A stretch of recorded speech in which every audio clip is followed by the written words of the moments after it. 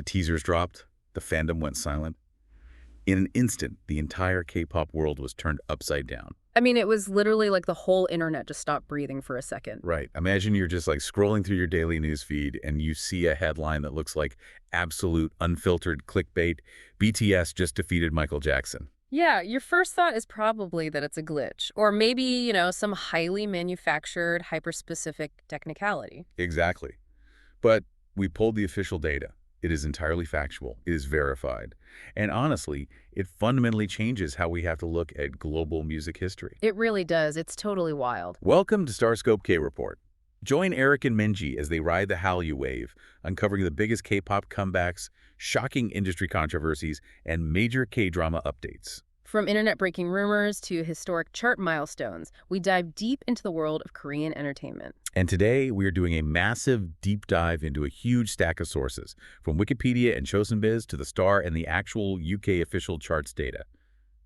Our mission: to explore the monumental 2026 return of global pop sensations BTS following their multi-year military hiatus, right? Right.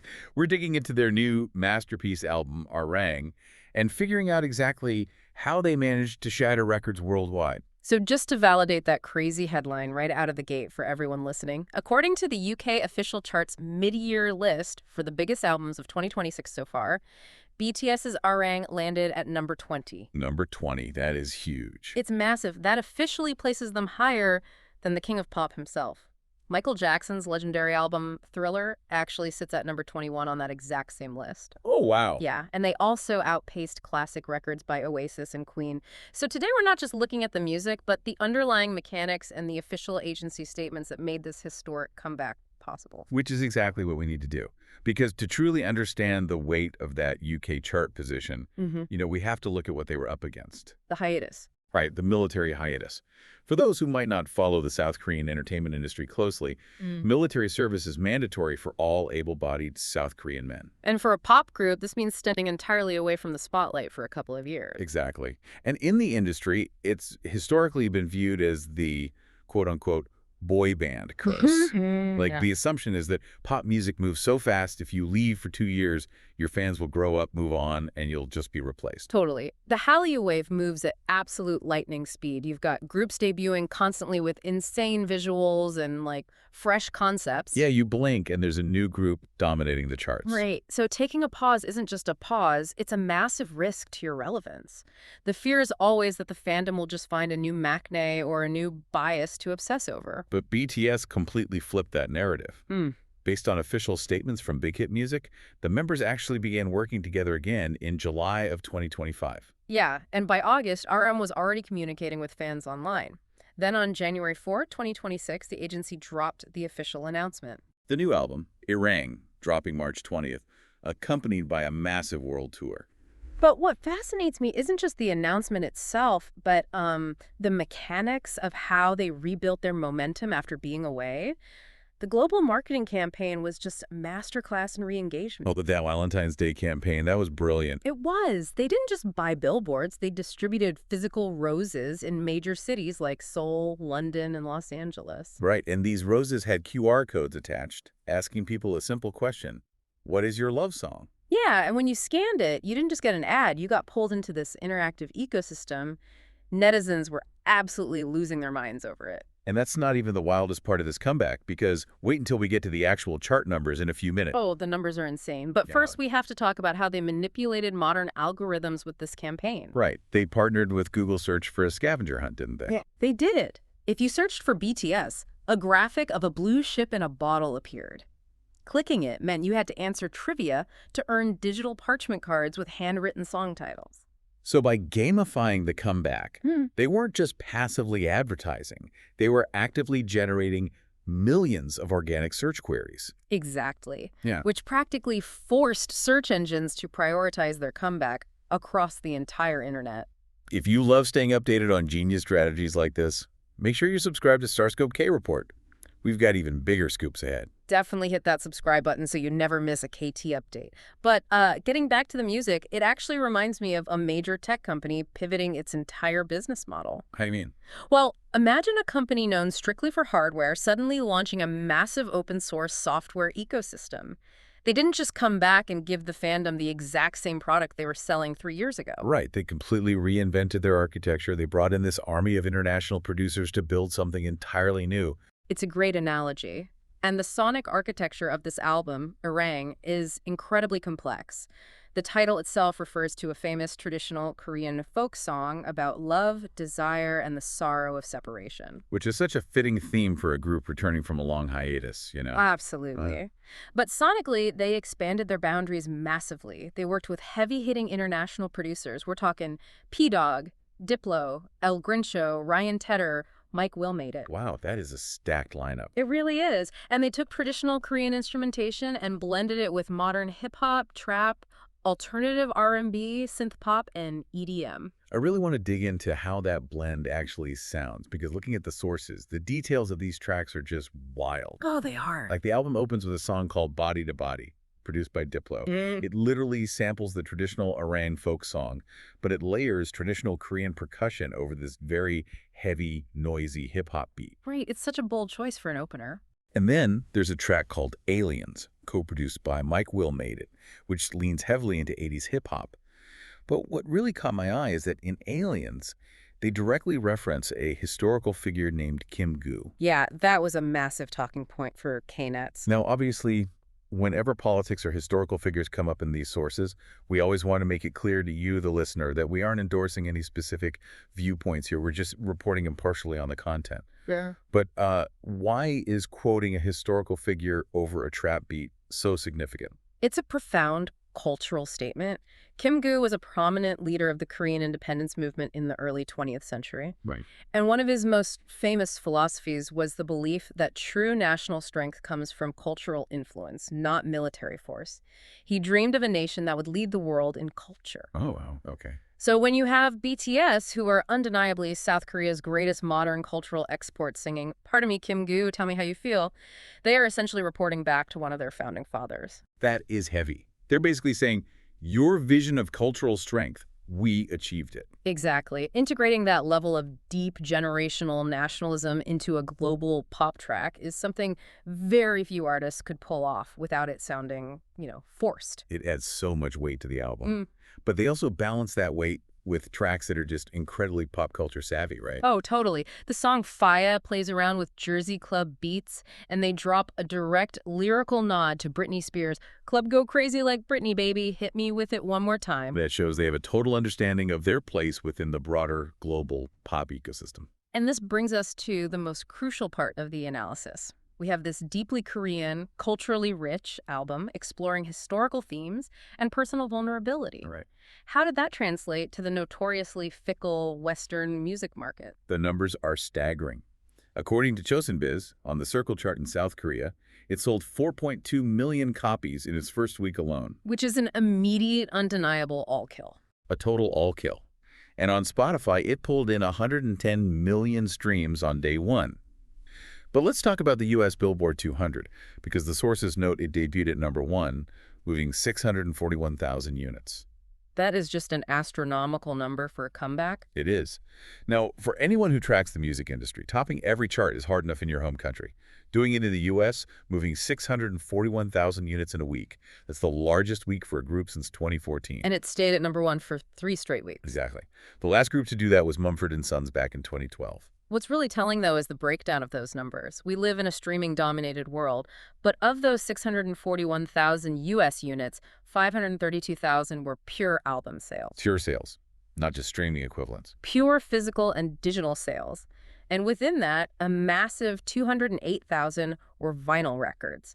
That actually makes it the 6th biggest vinyl sales week in modern history. Okay, wait. I need to jump in and push back on this a little bit. Yeah. We are circling back to the UK official charts milestone, sitting at number 20, above Michael Jackson's Thriller. Right. I understand a massive week one spike. We see that all the time with hardcore K-pop fandoms. They buy everything on day one, they stream it nonstop, and then the album plummets down the charts by week 2. That is usually how it goes, yeah. But the sources say this album maintained a 17-week chart run in the UK. The UK market is famously tough for foreign acts because it relies heavily on local radio play and historic British pop culture. It's notoriously hard to crack. So in a streaming era, how does a non-English album actually survive 17 weeks on the UK charts? That defies standard industry logic. It completely defies standard logic, and you're absolutely right to be skeptical. A 17-week run cannot be sustained by a week one spike alone. Right, so what happened? The answer lies in two highly strategic factors: physical release logistics and a genuine crossover into the general public. Okay, break that down for us. First, regarding logistics, Big Hit Music completely understood the collector culture of modern fandom. They didn't just release one standard CD, they released multiple versions. So like the different concept versions. Exactly.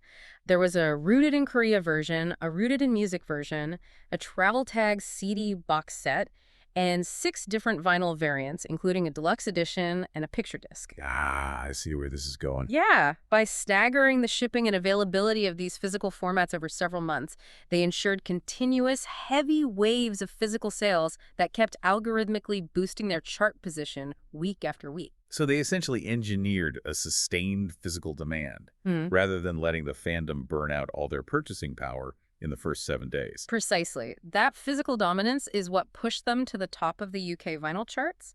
But the second factor is arguably way more important for their actual legacy. Which is? The lead single from the album, a track called Swim, earned them their first ever #1 on the UK singles chart. Wait, really? The singles chart? Yes, and singles charts are much harder to manipulate with physical sales. They rely heavily on casual streaming and radio play. So hitting #1 in the singles chart proves that the music was actually catching the ears of the general British public, not just the dedicated fans. Exactly. It wasn't just an artificial fan-funded inflation. They actually cracked the mainstream consciousness. And I think that directly explains the sheer scale of the live shows we're seeing. A 17-week chart run translates to filling actual seats, and the 85-date Arang World Tour reflects that perfectly. Oh, the tour numbers are just out of this world. The sources note they became the first Korean artist to perform at Munich's Allianz Arena. But the real jaw-dropper is the finale of the European leg in Paris. Yes, the Stade de France. Right, July 17th and 18th, playing to an audience of 92,000 fans. 92,000 people in one night. To put that into perspective, that is the largest audience they have played to since their debut over a decade ago. Which is crazy. Coming off a multi-year hiatus, their drawing power didn't just sustain it, literally multiplied. It did, and it sets the stage for what comes next. According to the timeline, on July 19th, 2026, BTS is scheduled to perform at the FIFA World Cup halftime show at MetLife Stadium. Sharing a stage with legacy superstars like Madonna, Shakira, and Justin Bieber. Yeah. This isn't just a K-pop victory anymore. It's an undeniable infiltration into global sports and legacy entertainment. Later in the episode, though, we're going to talk about the surprising plot twist to this whole victory lap, because the critical reception was actually pretty divided. Yeah, we have to talk about the critical reception. Because despite this commercial invincibility, the art itself is wrestling with some very heavy internal conflicts. Right. Not every critic was completely on board, were they? No, they weren't. Joshua Min-soo Kim at Pitchfork actually gave the album a 5.3, calling the globalized sound a bit generic. Ouch. Yeah, and Han Sung-hyan at the Korean publication IZM went so far as to call the album's title, Arang, a MacGuffin. A MacGuffin. So for anyone unfamiliar, a MacGuffin is like a plot device in a movie that gets the story moving but doesn't actually matter to the narrative in the end. Right. So he's arguing the traditional Korean title was just a marketing tool for a completely westernized pop album. Exactly. The critique was that the heavy reliance on Western producers kind of drowned out the authentic Korean identity they were claiming to represent. That's a fascinating point. But the sources show that other critics strongly disagreed. Oh, completely. Critics from Rolling Stone and ME and the BBC gave the album glowing reviews. And the recurring thread in all those positive reviews is the group's lyrical vulnerability. And vulnerability, yeah, I wanted to bring that up. The critics noted how calmly and candidly the members expressed the emptiness and fear behind the dazzling spotlight. I noticed that too, especially with the surprise drop they did right in the middle of this massive European tour. The normal drop. Yeah.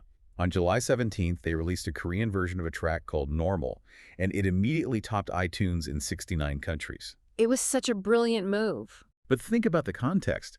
They're standing on stage in front of 92,000 people in Paris, preparing to play the World Cup, and they release a song about feeling empty, about the fear of losing their identity and the severe burnout of fame. That paradox is exactly the secret to their longevity. We really have to look at the psychology of the parasocial relationship here. How do you mean? Well, why do millions of fans connect so deeply with a message of isolation from people who are literally global icons and billionaires? It's a great question. You'd think people would find it out of touch or just completely unrelatable. But they don't, because the isolation of extreme fame actually mirrors the isolation of modern digital life. Oh, that makes so much sense. Right. People today often feel disconnected, burned out, and overwhelmed by the pressure to project a perfect image online. Yeah, the pressure is constant. So when BTS strips away the glossy, untouchable pop star armor and openly admits, we are terrified, we are exhausted, and we struggle with who we are, it just shatters the illusion. It grounds them. Exactly. The fandom doesn't just consume the music. They feel a deeply human, empathetic connection to the members' struggles. It transforms them from untouchable idols into relatable human beings navigating the same emotional spectrum as the listener. So what does this all mean for you listening right now? We've traced this incredible journey from the very real threat of a career-ending military hiatus through an interactive masterclass in digital marketing. All the way to a historic reality where BTS outpaces Michael Jackson on the UK charts and headlines a World Cup halftime show. Right. And for me, the most profound takeaway from all these sources is a lesson in the mechanics of authenticity. Absolutely. It's easy to think that to reach a massive global audience, you have to sand down your rough edges and become as generic as possible. But BTS did the exact opposite. They really did. They sampled traditional Korean folk music. They quoted 1940s Korean independence leaders. They openly sang about their mental health and burnout. And it was exactly that hyper-specific, unapologetic embrace of their own roots and flaws that gave them universal global appeal. It's a powerful realization, right? Specificity is the key to universality. It is, and I want to leave you with a final thought to ponder that builds on the economics of everything we've discussed today. Okay, let's hear it. The traditional music industry model has always enforced a strict boy band lifespan. Economically speaking, the model expects a group to debut young, generate absolute hysteria for 5 to 7 years, and then naturally fade out as the fan base ages out of the demographic. Right. There's usually an expiration date baked into the business plan. It happened to NSYNC. It happened to One Direction. Exactly. But look at the data we just analyzed. We are looking at a pop group that took a multi-year hiatus, returned 13 years into their career, broke modern vinyl and streaming records, and is literally outselling legacy albums by Michael Jackson. It's just unprecedented. It is. We aren't just witnessing a successful comeback. We might be witnessing the complete destruction of the traditional pop group lifespan. Oh. If they have shattered the ceiling this definitively in 2026, it forces us to ask, are we looking at the first pop group that could achieve a Rolling Stones trajectory? Oh, that's a fascinating thought. Right. Could we realistically see BTS continuing to top global charts and sell out stadiums into their 40s and 50s, entirely redefining how long a pop group can stay relevant? It certainly looks like they were writing a completely new rulebook for the industry. They really are. You've been listening to Starscope K-Report, where Eric and Minji bring you the stories shaping K-pop, K-dramas, and the global Hallyu wave.